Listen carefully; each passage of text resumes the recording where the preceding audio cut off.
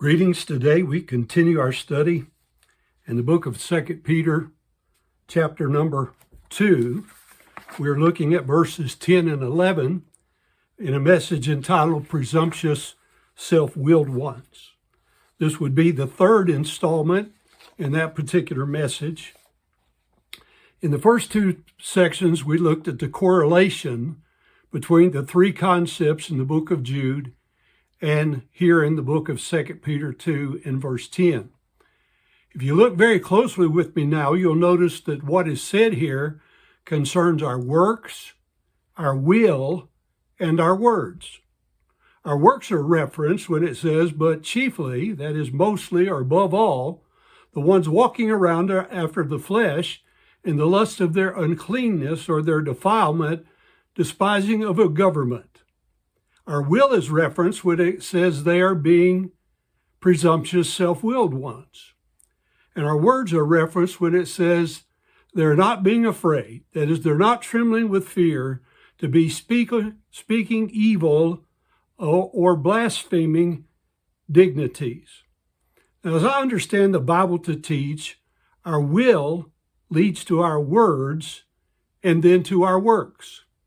In Matthew 15:18, Jesus said, but those things which proceed out of the mouth, that's words, come forth from the heart, that's the will, and they defile the man, that is our works.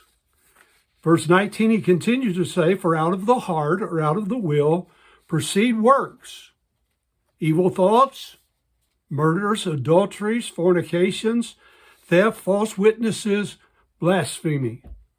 But these are the things which defile a man, but to eat with unwashen hands defileth not a man. 2 Peter 2:10 focuses up on the will. 2 Peter 2:11 focuses us on the words. And 1 Peter 2:12 through 14, next time we'll focus more clearly upon the works.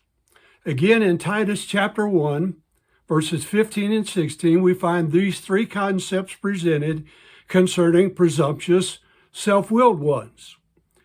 It says, unto the pure all things are pure, but unto them which are defiled and unbelieving is nothing pure. But even their mind, their will, and their conscience is defiled. They profess words that they know God, but in works they deny him, being abominable and disobedient, and to every good work reprobate. And that word is the opposite of being approved. Proverbs 23:7, for as a man thinketh, the man with an evil eye, according to verse 6, in his heart, so is he. Eat and drink, saith he to thee, but his heart is not with thee. Proverbs 4:23 says, keep thy heart, thy will, with all diligence, for out of it are the issues of life, which is what Jesus said in Matthew 15. Paul wrote to the Philippians in chapter 4 and verse 8, he said, finally, brethren, whatsoever things are true, whatsoever things are honest, whatsoever things are just, whatsoever things are pure, whatsoever things are lovely, whatsoever things are of good report, if there be any virtue, and if there be any praise, think on these things. Those things which you have both learned and received, and heard and seen in me, do, and the God of peace shall be with you. We should remember that Genesis 6:5 says, and God saw that the wickedness, the works of man was great in the earth, and that every imagination of the thoughts of his heart, his will, was only evil continually. So here is stated for us a cause and effect. Why were the works of mankind greatly wicked?